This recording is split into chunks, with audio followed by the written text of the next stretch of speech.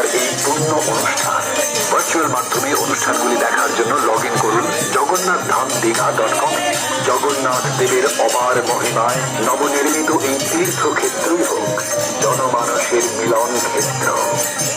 হাজার বছর পর সারা বিশ্বের তীর্থযাত্রীদের জন্য নিবেদিত সমুদ্র সৈকতে এক নতুন জগন্নাথ ধাম দীঘায় বিশ্বের পুণ্যার্থীদের সমাগমের জন্য প্রস্তুত। আগামী 29 এপ্রিল জগন্নাথ দেবের প্রাণ প্রতিষ্ঠার প্রাক্কালে অনুষ্ঠিত হবে মহাযজ্ঞ। আগামী 30 এপ্রিল অক্ষয় তৃতীয়ার পুণ্যতিথিতে সকল অপেক্ষার অবসান ঘটিয়ে নতুন এই মন্দিরে হবে জগন্নাথ দেবের প্রাণ প্রতিষ্ঠা। পশ্চিমবঙ্গের মাননীয় মুখ্যমন্ত্রী মমতা বন্দ্যোপাধ্যায়ের উপস্থিতিতে সঞ্চালিত হবে প্রাণ প্রতিষ্ঠার এই পূর্ণ অনুষ্ঠান।